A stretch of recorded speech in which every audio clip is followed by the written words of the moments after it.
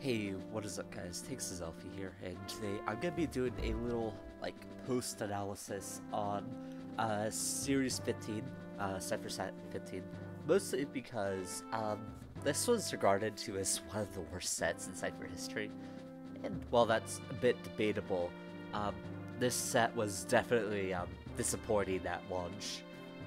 So I thought it'd be fair to at least go back and look at this in a retrospective to see what things changed from the beginning of the set towards the end of the set. There were a couple of things different, but still, I think it's nice to have a retrospective of this as we head into set 16, which will be here pretty soon actually.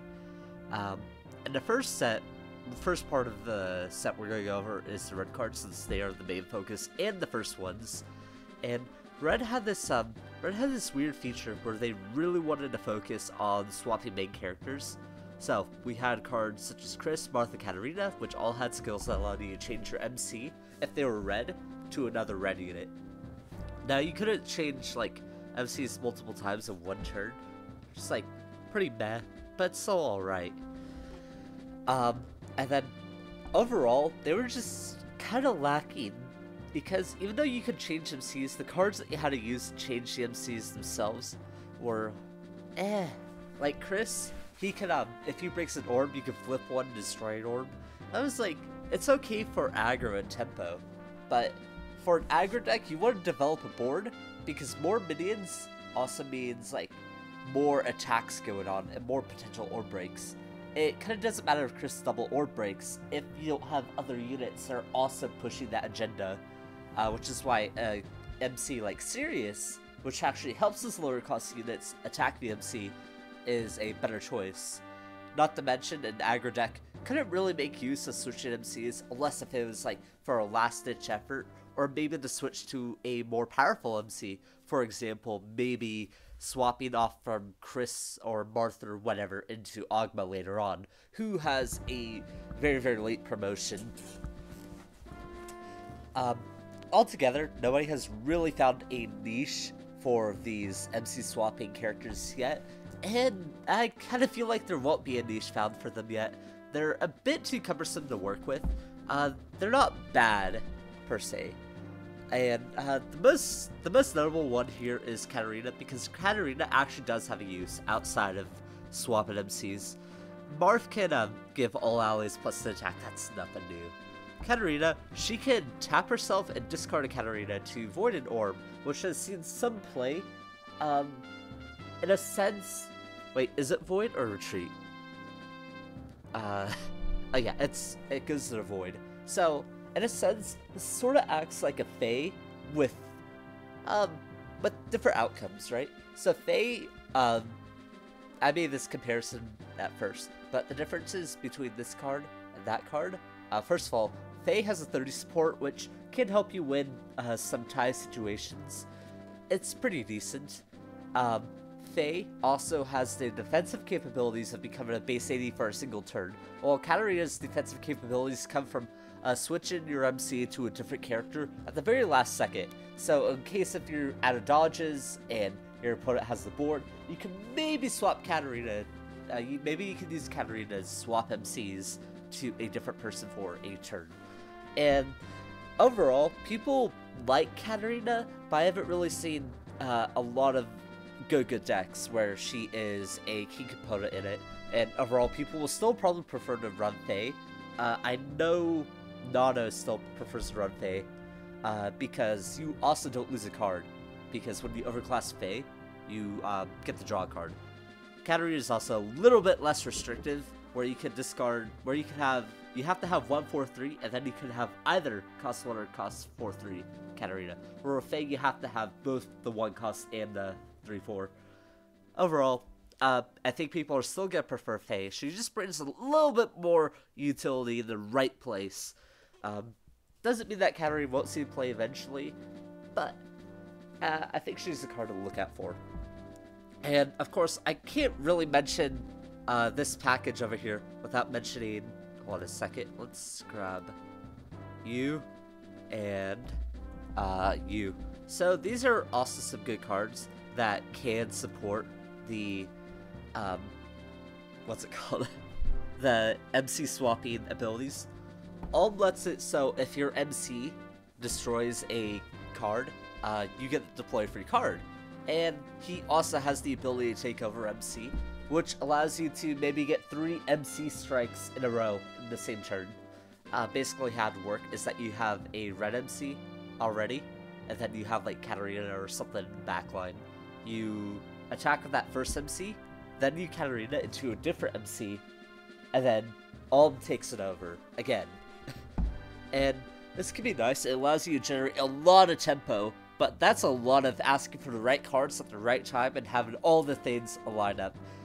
It's a bit too cumbersome, it's a bit too costly, and, well, the combo itself is kind of powerful.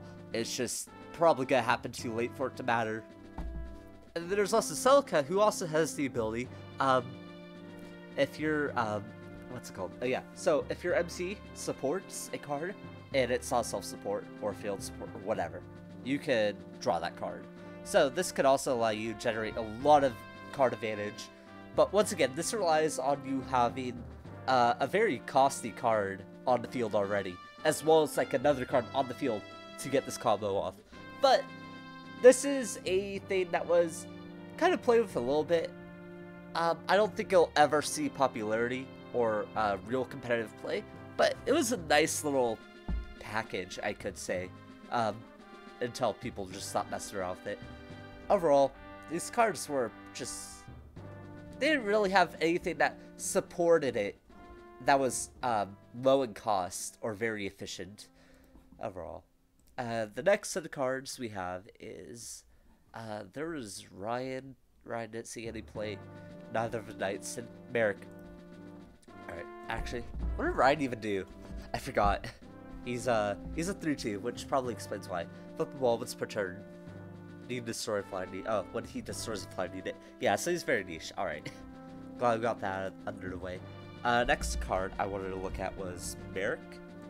Merrick was interesting. He's Cipher's first bounce card, if you want to put it like that. And overall, he did try to see a little bit of play in a deck like Tiki, where, you know, you have that bounce option. It's just a way of removing the card off the field. It was alright, but it never did anything too spectacular. And overall, there's hardly any reason to play this card. Although it does have some nice tempo on the turn that you play it. Overall, you're adding that card back to their hand. So, not on the next turn, because the card actually prevents you from playing it the next turn. But you still have to be wary of that card coming out again at a future time. The way that I saw this card seeing the most usage was as an anti-Frederick tool, because if you don't have Erotica right away, or maybe you do have Erotica, who knows, you can use Merrick to bounce back that Frederick and prevent their tempo for a turn, and maybe allow you to crit the MC, if that is a thing that your deck wants to do. The only issue is that Merrick doesn't provide, like, Merrick has to compete with May in terms of usage, because they're both very similar, in that they get rid of a card off the field, except May doesn't send the card back to your hand, and she can be a draw engine and a buff bot for boosting units such as Bowie, or maybe another 4-cost mage. So, there's that. Merrick just, you know, he can flip one to discard if you have less cards than the opponent. Overall, he's a bit too awkward to work with. So, rip my main Shadow Pills, but Merrick is close to hitting the spotlight. Now, if we got a Dirty Rat card, that'd be dope. What else do we want to look at here? Ogma? This is a card that I wanted to be good, mostly because I really dislike the old Ogma. Let's just use this start. So, this Ogma has the skill, flip 2 bonds once per turn. You get to destroy as many orbs equal to as many units you have on the field. So let's say you have 3 units on the field, you can flip 2 bonds and destroy like 3 more orbs, which is actually pretty dope, right? And his second skill allows any minion on your side, or unit on your side that's attacking MC to gain plus 20. So when I was talking about, I don't know if I talked about Sirius before, but Sirius also helps in a similar game plan where he debuffs the enemy so your lower cost units can actually hit the face. And Augment does a similar thing, except instead of it being like a plus 10 advantage, it's a plus 20 advantage. This is actually a super solid skill, right? And obviously the first skill won't come in too handy all the time because, you know, you don't need to break that many orbs, and they have evades, right? The only issue is that this Augment comes out on turn 4, which is not only too late in a lot of, like, too late for a lot of card standards, but this is too late especially in an aggro deck, where you don't want to be wasting. You don't want to be on turn 4 and not have the game finished already, or be close to finishing, right? And Augment is just really, really slow. Although, if you could get him out a bit early, say with maybe some Dragon Blood emblems or just Tiki 1, this card could become pretty decent. It's a great way of finishing off the game with your aggro deck. If you somehow get enough cards to the push, maybe they don't break any of your orbs, so you just take 3 orbs, they're all 1-drops, you deploy them, and then you win the game. It's a bit iffy to evaluate him just because of how high cost he is. If he was like a 4-3, I definitely think he'd be a lot better, and potentially see play even. But as it stands right now, Augment is just too costly to see any play. Alright. So rip my man Augment, I wanted him to be good. Alright, well, I guess I have to bring this up before someone else does. Alright, so we have these cards. So for some reason everybody wants to play White Winged MC or White Wings, and they all praise that it's such a good deck, and I just simply don't understand it. So let me break it down to you. They're all 30 support, 60 base flyers. And when you have all 3 of them on the field at the same time, they gain plus 30. So they're all base 90s, right? So they're all pretty much wall heart. And then they all have their own unique skills. So I think Pala is the one that moves people. Oh no, Pala can deploy a cost 4 or lower from your hand. So, you know, on like turn 4 after you promote, you can drop one of the White Wings and then just drop the other one with Pala's skill, and then you're pretty set to go, right? Katria, she can, at the end of the turn, move to ally flying units, so she's Cordelia on crack. And then you have Est over here, who is Flip a Bond. When a flying ally evades, you can draw a card. So they all kind of synergize pretty well. Pala can get your units out. Katria can move units for free and get them into a safer position. And then Est can just refill your hand for more draws or for more evades. And, you know, that's all fine and dandy, until you realize what type of meta we are in. There is Aboro literally everywhere. And that is a huge issue when your entire deck is compromised of flyers. So, just a basic, like, 4-drop archer such as Takumi or Kuragi, or even Kildori or Setsuna could probably hit one of the White Wings. As soon as one White Wing falls, the rest are just, like, bait, which it puts you in too much of a disadvantaged state. So if you could somehow magically keep all these guys up, that'd be great. There's also an issue of single target removal in cards such as like Mei or Femui. The former sees a lot more play than the latter, but I thought I'd mention it. Yeah, it's just too hard to keep all 3 of these guys on the field at the same time. It's not like you gain plus 30 until the end of the turn. You lose your plus 30 as soon as one of these dudes fall, and that just puts you at such a disadvantaged state, because you're basically vanilla base 60 with nothing to support you on defense, and even more weaknesses on defense thanks to your flyer status. Your deck does have 30 supports, but when the golden standard in today's meta is like a base 80 benchmark, 30 supports aren't gonna cut it, especially as a 60 base. So overall, White Wings they're just doomed to fail, mostly because having units on the field as a requirement is just a tough thing to accomplish in today's metagame. without some serious other skills. Some cards that this deck would run would be like New Maria and Old Hinoka. Those are pretty decent cards. They help support the strategy a little bit, but they're just not enough to boost White Wings into relevancy. Sorry, but White Wings aren't good. Alright, well, now that I got everyone's waifus out of the way, was there any other cards I wanted to talk about from... Oh yeah, there's a couple more. There's actually a couple more good red cards, or red cards that should be discussed. So, people, we're talking about this being the best card to come out of set 15 at some point, and yeah, I know, you're looking at it. It's Yubella 1. What does this card do? It's a 1-for-1. You get to flip a Tome Bond to draw a card. Yeah, that's alright. The only issue is that red MCs aren't good right now. Martha's like the most decent red MC, and then Alm kind of comes close. The huge issue with that is that they just get out-tempoed by Eboro, and Marth's draws just can't keep up with Eboro's like faster-paced draws. Not to mention, Yubella has to compete with his other one-drop from the starter deck, I believe. It is a one-cost, pretty much base 70, as long as your deck is compromised of mostly tomes. And being a one-drop base 70 is pretty dope, actually. So, it's just pretty hard to compete.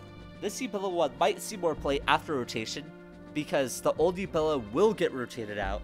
And so this Yubella might see some play, especially if red decks come into the limelight again. But as it stands right now, there's just better cards to run, and there's just better competition for a one-drop in red. Not to mention, reds aren't in the best situation right now. But there's a new card from red that does help a little bit, and I call this card Win the Game when you have a board. Wendell is like a May that's also pretty free, right? He can discard a home unit from your hand in order to gain +20, so he becomes a base 80, and then he gives all the other home units +10, which is pretty good, especially since a benchmark for a lot of your home units already is base 60. That pushes them to 70, and while I said base 80 is the gold standard, there's still a lot of non-Eboro matchups that you're going to run into. And, you know, being base 70 is still a really good benchmark to hit for a 1-2 range unit. So, I think Wendell was pretty sleeper. He's definitely not, like, the greatest thing to come out of the set or anything. But I felt like he went pretty underrated. He kind of helps Marth out. And there's other places for him too, such as in Sword. Sword can use this card as a finisher as well. But, yeah, not too much else to say. Wendell's a cool dude. Very underrated card from set reviews. What else is there? There's Minerva, White Wing support. I believe she has the Hinoka skill that gives all your flyers indestructible by skills, and she can heal dragon flyers too. Still not a great card. All right, Tiki 6. Yeah, let's talk about this. This is the big, like, drop card, if you can drop a free card. This is one of the cards that you may want to think about. Let's just get rid of Wendell. So, Tiki, she is a 6-drop, and what does she do? You can tap her and destroy any number of units with an equal cost to 6 or lower. So, just for example, if your opponent has like a May 4-3 and a Bowie 2 on the field, you can tap Tiki and destroy them both, because their costs together would be 4 and 2, and that would equal 6. And you don't untap the next turn, but it's still a pretty solid destruction effect. There's a small issue here, though, in that sometimes you can only destroy one unit, because a lot of the best cards are going to be 4-drops, and if your opponent has 2 or more 4-drops, then you're just not going to get too much value, because you could only destroy one 4-drop. You can't overkill on the tap skill. But yeah, she's okay. She has to compete with May once again, who's a 4-drop, which comes out on like the right turn, right? Because on turn 4, if you're going second, you can stare from whatever 4-drop they want to deploy. Like Takumi Kuragi, or just an example. And that's a pretty big tempo swing, right? Tiki, she has to tap herself, so you don't get to attack afterwards as well. And you don't get to attack on the next turn either. So she's just kind of a sitting duck, and super expensive as well. So, like, on turn 6, that is your play. You drop Tiki 6, and that's pretty much the only card you're going to play.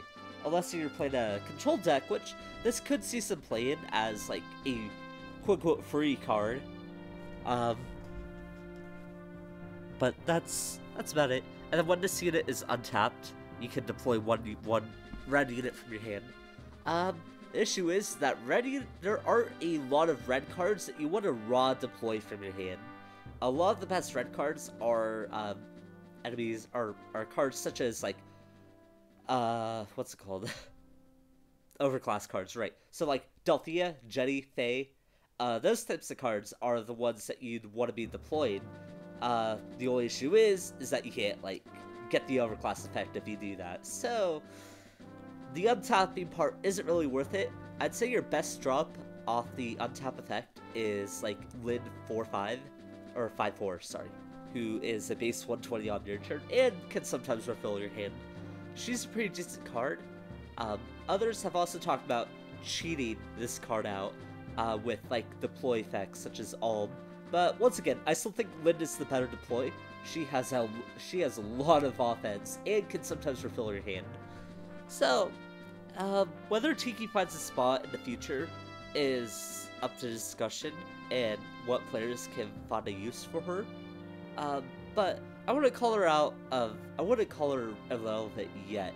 She might have a place, but we'll just have to see where that place is if it does come up. Any other good cards? Oh yeah, alright, so here's like Sleeper, well actually not Sleeper, a lot of people predict this card to be super good. It is the Maria 4/3. There you go. This is the card we're talking about. So this card is super good. She, as long as you control a flyer, just the flyer I believe. Yeah, well you just control one flyer on the field, this unit becomes a 2-drop. This is a pretty powerful 2-drop. Like, Bowie is just like a base 60, right? Gregor can add a card to your bonds. This is probably on the same power level, if not more than like those other 2-drops. She's a 30 support, and she allows you to have 1-for-1s. Her second skill is whenever a flying ally defeats an enemy, you can flip one bond, draw a card. Which, recently, that's shown to be very, very good. And this card is just super solid in general. Works in a lot of decks such as Cordelia, Tsubasa, and even Quan. I'm trying to think of other flyer-based decks, but I can't really think of any right now. And she's just really cheap. She's really nice. Being a base 50 kind of sucks, but what can you do, right? You already have a bunch of power values stacked onto this. Yeah. What else can I say? 1/2 range, 30 base, or 30 support, 1-for-1 generator. Nice for picking up backline on a whim. Very cheap. I'm just recycling myself at this point. Super good card. I don't really think I need to explain anymore. What else do we get? Clarice. Clarice is just inferior Katarina. Alright, and then there's Tsubasa. Alright, let's talk about this girl. Tsubasa. So, last set we got a new Itsuki, and people were kind of down on TMS. We knew that we were only getting like 2 TMS, or like 3 TMS supporting cards a set, but this one turned out to be pretty good. She, I can't remember exactly what her skills do. Once per turn, flip one bond, discard a Tsubasa. You can deploy a 4-cost or lower TMS unit from your retreat. So basically, flip one bond, discard a Tsubasa, summon Itsuki from your retreat. Because Itsuki is about the only card you're gonna need, right? Itsuki also, I might as well bring up Itsuki since we're on the topic of Tsubasa. Since they work hand in hand. If my lackey doesn't want to freeze. Alright, well, oh, never mind. Forgot to do that. Alright, cool. So here's Itsuki. So, he also has a skill that is a flip one bond. You can destroy a card form from your retreat onto the field.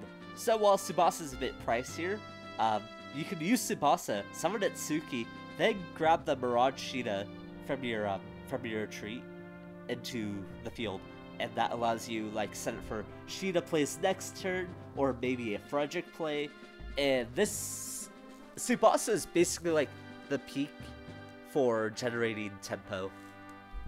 Aku was the one, well, the first one I know of to actually like play with this card, and she's just super solid. She's really explosive for a consistent amount of turns, and that's really what matters here. Anyways, I need to cut real quick. Anyways, sorry about that. So yeah, as I was saying, Tsubasa is a really good tempo generator. Her deck kind of is very, very weak to Veronica, which is everywhere in this meta, but I believe I have a Tsubasa deck. Yeah, this is kind of what Tsubasa runs. You can't see all of it, but hopefully I'm just scrolling through. You're only missing Kata 1, Tsubasa 1, Tsubasa 3-2, May 1, and Maria 4-3 on the side. This is a pretty nice deck in general. The only blue that you are going to need are going to be summoned, which are Itsuki and Frederick. The rest is just red. Faye helps to, you know, crunch time on your opponent, as well as being like a 30 support to help you live. May is just really, really good for swinging turns. Like on turn 4, swings. This Sheeta, I forget what she does. I think she's move. Yeah, she can move an ally. Like, if you deploy like a May in the front line, you can hit a backline unit, Seraphim, and then move back. And it's just a nice option for Itsuki as well. Maybe for fetching a class change boost or class change draw or whatever, you know. Overall, I think this deck is super cool. It's got some recognition at least, so yeah. There's Tsubasa. And I think that's all the reds, so we are moving on to black now. Man, black was actually a dumpster fire. Alright, so we got a Femly, and she is not the Femly we wanted. Like, let me just say that first and foremost. This Femly has, like, Dragon Blood. And last set, we were actually kind of surprised about white Dragon Blood Mobley. It turned out that he was a pretty good tempo deck, mostly because that he was able to boost his allies, as well as, like, with some other boosts, such as Kuragi. And you could actually, like, tempo out, you could out-tempo decks with 3-drops, which is, 3-drops are kind of bad, just because their power level is mandatorily lower than other cards. And so, I think people had high hopes for Femly, and, well, she kind of disappointed. Her 4-3 is still a really good bridge for the 6-5, as she is a base 80 on enemy phase, but her other skill is flip 1 once per turn. If your opponent only controls the main character, you can draw a card. So, you have to play a lot of destruction stuff in order to draw 1 card, and that is not a good payoff, right? It's just, it's very underwhelming, I should say. Now, there are actually some pretty good Dragon Blood skills that we did get from this set. So, let's talk about, like, the others. We got a Camilla, who got 3 cards set of the same type. Wait, did we? No, this is a bit different. There was Camilla, there was Leo, and then there was not Xander, Elise. Elise is the worst out of the 3, but I'll still bring it up because some people decide to run her. And I think opinions vary on her. Alright, here's Camilla. She can destroy a enemy 40 attack or lower in the backline. Well, not even the backline, but she can do this from the backline, which is a pretty neat skill. It allows you to get rid of, like, maybe a Hanoka chilled in the backline, or a Setsuna that hasn't promoted, and you can eliminate some of those threats in the backline without any caution, and without committing too many resources. And then she could also be deployed for 1 bond after dropping a 3-cost or higher black unit, so she could kind of tempo herself out as well. and not waste a turn. She's also 30 support. She's just a pretty solid like card in general. Wait, is it 40 or less? Yeah, it's 40 or less, so she could even hit like a 1-cost sortie or something. I'm trying to think of examples, but I couldn't think of an example right there. There's also Leo. He kind of does a similar thing to Camilla, except that he destroys tome units that aren't the main character. So, much like the 5/4 Leo that we got last set, the Kane Leo, this is like an anti-tome removal card. It's pretty decent in some matchups, but tomes are kind of falling out of favor right now, so this isn't exactly the card that we need right now. But still, it plays as a decent option for Femui. And then we also have, oh yeah, he also sends cards that are destroyed by skills to the void, and it's alright. You won't see too much use for it unless if you're playing a really long match and you happen to send enough like jennies to the retreat that actually matters. And then you have Elise. Elise is like the worst out of decent Dragon Blood users, not counting Xander, of course. And you can move an enemy backline unit. This isn't too like necessary Femui because you already have all these other destruction effects in Leo, Camilla, and Korn. So why do you need to pull enemy up front? You just don't need to. And then you can also shuffle the enemy retreat into their deck, but right now that's also not too important because not a lot of decks are drawing from the retreat, and even if they are, they'll already have other ways of generating resources at that point. For example, like Femui, Nana, and Tiki will be taking resources from their bonds instead of their retreat at that point in the game. Alright, so yeah, I talked about all these three already. Moving on, we got some other cards, maybe? Oh yeah, we got Joker. Joker is actually pretty decent. I don't think anybody really called him out. I think people said that he didn't really have a place, but he's actually pretty good in a suit. I keep on typing Joker, that's a Japanese name.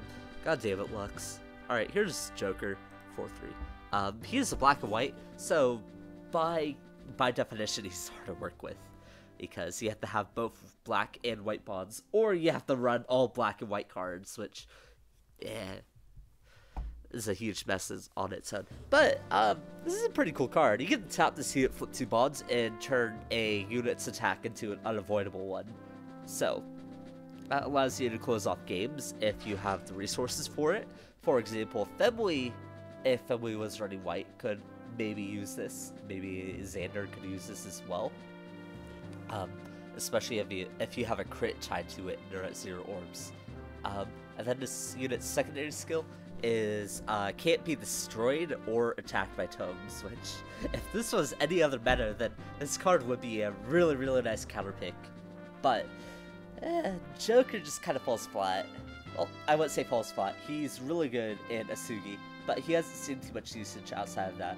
Once again, trying to make room for a black and white card is a bit of an issue, especially since your best black-white cards themselves are like Shigure, who is just generic 30 support, and then Azura, who is like overstated, I guess. Although Azura does combo well with Jacob, as he can attack, pressure them into maybe dodging, and then you'll have the 30 plus off the Azura untap, and that'll allow the unit that is hitting the MC to have a more likely chance of actually hitting them with your committed unavoidable attack. Yeah, I think he's a bit, I don't know, kind of hard to place him. He's good at Asugi, and I think that's fun enough. I think it's fun enough to call him a good card. Alright, so there's Jacob. Do we get literally anything else in black? No, we got okay Dragon Blood, so we got a bridge, and then we got Jacob. And Jacob is black and white, so I don't know if he completely counts. Alright, here's Konoka. Yeah, let's talk about this card. Potentially one of the best cards in the entire set. As if Abora wasn't broken enough, right? They gave Abora this card, right? So 5 cost, yeah, that's a bit costly. Flip 2 bonds, yeah, that's also a bit costly. But your flip 2 bonds is deploy any lands or flyer from the retreat. I believe it's what that is. Oh no, it's any bow or lance. Sorry, that just makes it even worse now. Because, you know, this can deploy your Frederick, this can deploy your Kuragi, your Takumi, and you can get pretty much any card in a border route. And with, like, for 2 bonds, right? And well, yeah, that's 2 draws that you're not getting. That's also, like, a card that you don't have to play. And that's a huge tempo sweep. So, this card is just nuts. And she's a 30 support as well. And wanna know what her second skill is? You can tap any unit and then move any unit you want on your side. So that is also a super nice repositioning skill, especially combined with Takumi, who has the skill to push all non-MCs into backline. So you could drop Hinoka, drop a Takumi, and then maybe tap like a cost 1 Setsuna or something, and then just move everyone to the front, snipe their backline, then have Takumi activate them and put them into backline again. Not to mention, this card is also good in other decks that are not a Boro. Huge shocker, I know. But you can use this in Quan, you can use this in Cordelia, you can use this in... I don't fucking know. Actually, let me look. I have the tier list thing pulled up here. Let's see. I don't know. There isn't too much, actually. You can maybe use this in Altena? Possibly. You could probably use this in Mamui, too.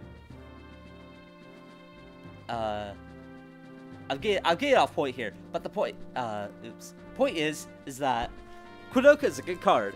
She just does so much, for a pretty, like, accurate, like, power scaling as well. Yeah, she's just super good card, especially in this meta that's dominated by all white. That's for sure. Alright, what else? We need to, alright, so that's all for white / black. Ironically, white got almost as many good cards as black this set, and there's only like 3. How many white cards were there actually? There's 1, 2 black cards, and then like 3 black and white. So yeah, 2 out of 5 white cards were good. All right, well then. Next we're gonna move on to the Thracia part. And Thracia actually got some pretty good cards. I think Thracia was kind of sleeper as well. Although these all kind of came at the beginning of the set, so, you know, they weren't as noticeable later down the line. Here's Leaf. He is Eliwood on a bond skill, kind of. So, what this card does is that he, first of all, once per turn, add a card from your hand face down. If you do this, all allies gain +10. So he does buff all your units that are on the field, with bond acceleration too, no doubt. So, well, people thought like Ares was maybe decent before because you can accelerate into Adelphia quicker. This is pretty good. This is a buff and a this is a buff without any requirement and bond acceleration. It is from your hand, unlike Tiki. But that's fine, right? It's still bond acceleration. It still helps you get into those bigger, badder plays faster. His second skill, which is also his third skill, it's kind of complicated. His second skill, I'll just talk about the bond skill first. So his bond skill is flip this bond, move an enemy unit besides the main character. So you can splash this into pretty much any deck, just as a bond skill, similar to how Ira 2 or Shannon are. And this is pretty good because you just get to move stuff for free. If there's an annoying backline Nina or backline May that you want to eliminate, you just pull them up front and then slash them down. You know, it's Eliwood Light. That's what matters.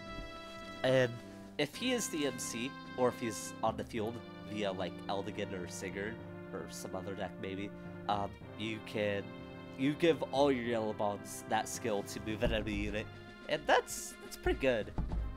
Allows you to have backline control and pull or push, whatever you want, in decks that aren't, in like, I don't know what I'm trying to say. It gives like mono yellow decks a good push / pull that wasn't Arvis. That's pretty nice. He's also a 20 support on a horse unit, which is something that isn't seen too much, and therefore it's pretty good in decks such as Eldigan, which are plagued by decent 4-drops with 10 supports. Yeah, Leaf is a pretty good card. Let's see, what else do we get? I'll talk about Altena now, I guess. Altena, I'll be honest, I don't have too much faith in her. But she's, like, people think that she's pretty good, so I'll go ahead and try and give my fair analysis here. Once per turn, add a card from your hand into your bond's face down. If you do, all allies gain +10.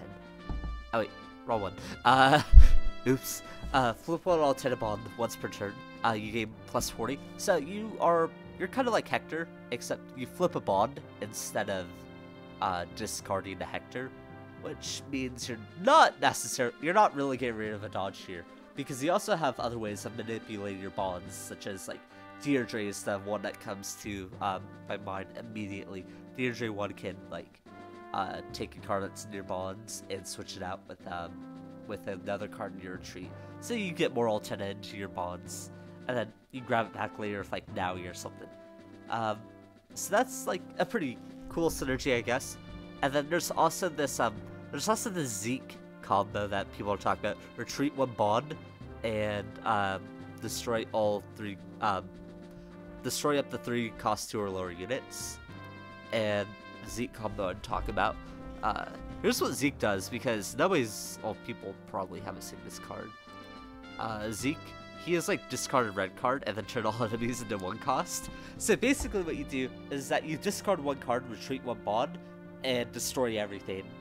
And that's a pretty good board clear, especially if you're a base ADMC. Yeah, this card isn't bad, it's just, I don't know.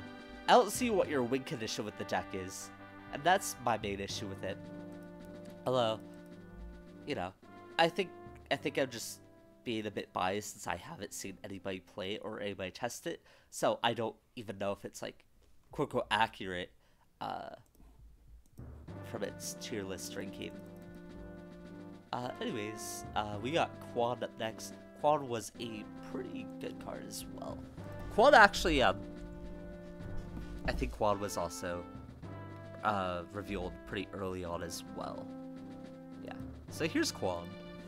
Quan, I believe he just gives all horse units +10.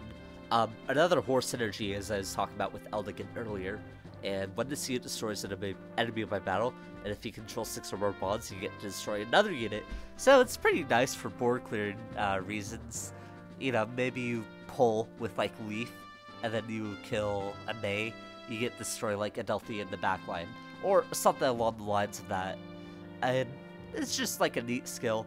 But like Quan kind of rides off another like pre-established MC, which is Cordelia, who's just like this flyer-based aggro deck that would just swarm you with like 30 supports and buffed units. And you know, it's not that bad, especially since Cordelia before also ran a bit of yellow for cards such as like Fee. Quan is like Cordelia without the archer weakness, which is actually pretty significant in this meta, since Boro is the most prominent deck, and Boro runs a bunch of archers, so he's more of a mid-range Cordelia, but that's not a bad thing, since Cordelia was already a really good deck discovered last set, or maybe the set before that. I don't remember exactly when, but yeah, Quan is a good deck. He's a good MC. He's kind of basic, but you know, he's fine. He works. And yeah, was there any other good yellow cards? We got Olwen Bridge, and we got Fred, who is like a 3-2. He gives your Olwen +20. So, finally, a way that Olwen can destroy base 70s with her Dire Thunder skill. You just have to get a Fred on the field. That's it. Yeah, Olwen, even though Olwen has a new bridge and Fred exists, Olwen isn't like pushed into relevancy just yet. Trevant. People talked about this card. Wasn't Trevant like... I have to look at this. Trevant. Well, I'll talk about every unit except main character unit gains +30 attack. So, alright. That's alright. This turn, all your Flying Dragon units may attack regardless of range. That's okay for backline control. Especially with the +30 buff that allows you to get rid of any backline that may have just been resting there. Like maybe a Frederick got moved to backline or something. You can use that skill and then get a +30 on him. You know, kind of helps. If your opponent has, oh, your opponent discards all have, until they have 5 cards in hand. That's too niche, because right now people are just dumping their hands, and even though they're getting like refills from Boro, they're still kind of low on cards, so it's not good enough to see play right now. If we got into a super control heavy meta, where like people literally have like 12 cards in hand, then this might see play. But other than that, Trevant isn't a good card. Did yellow literally get anything else? No, I'm not counting Reinhardt. Alright, well, that's it. Yellow got like a short end of the stick. They got 3 pretty decent cards. They all make for good MCs and kind of support other decks as well. Black got kind of jack shit. They got a lot of support for one MC, being Femwe 6-5. Not even new Femwe 4-3. There was Queen Noka, which only further boosted the power level of Boro. Jacob, which works in Isugi, so that deck is a little bit more viable. And then from red, we got, what new MCs did we get? We got Tsubasa MC. This is alright. That's about it. Yeah, so, what do you think about this? I think initially, there's a little bit too much hate on it, but, you know, it still came with some really, really high power level cards, such as Maria, Queen Noka, and, you know, I think it was a fine set in general. And I think that's about it. I don't really have too much else to say. If you like this video, make sure to like, comment down below, and subscribe. I'll be posting, like, just some Cipher matches at some point. Since I know a lot of Cipher content right now is more aimed towards beginners or people that don't know all the skills, so I'm gonna try to just post more, just some matches about Cipher. I want to see you guys have something to watch that you don't need to be babied through or something like that. Anyways, I'm out. Deuces.